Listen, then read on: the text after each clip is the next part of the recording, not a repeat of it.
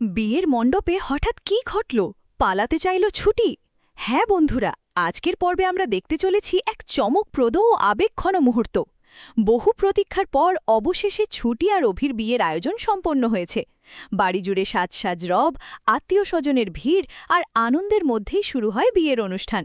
মণ্ডপে বসে আছে ছুটি, পাশে অভি। সবকিছু যেন স্বপ্নের মতো লাগছিল, কিন্তু হঠাৎই সেই স্বপ্নে ফাটল ধরে। মালা বদলের ঠিক আগ মুহূর্তে ছুটির চোখে পড়ে এমন কিছু যা তাকে ভীষণভাবে নাড়িয়ে দেয়। দূরে দাঁড়িয়ে থাকা এক অচেনা মহিলার হাতে থাকা একটি পুরনো ছবি, যেখানে ছোটবেলার ছুটি আর অভি একসাথে। মুহূর্তেই ছুটির মনে ভেসে ওঠে বহুদিনের চাপা পড়ে থাকা কিছু স্মৃতি আর সন্দেহ।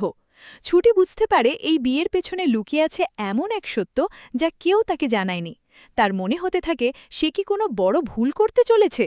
অভির প্রতি তার ভালোবাসা থাকা সত্ত্বেও এই অজানা রহস্য তাকে ভিতর থেকে ভেঙে দেয়। হঠাৎ করেই ছুটি মণ্ডপ থেকে উঠে দাঁড়ায়। সবাই অবাক হয়ে তাকিয়ে থাকে, কি হচ্ছে? ছুটি কাপা গলায় বলে, এই বিয়ে আমি এখন করতে পারবো না।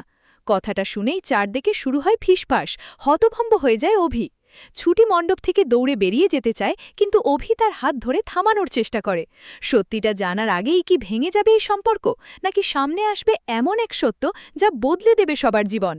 জানতে হলে চোখ রাখুন পরবর্তী পর্বে। ভিডিওটি ভালো লাগলে সাবস্ক্রাইব করে পাশে থাকুন।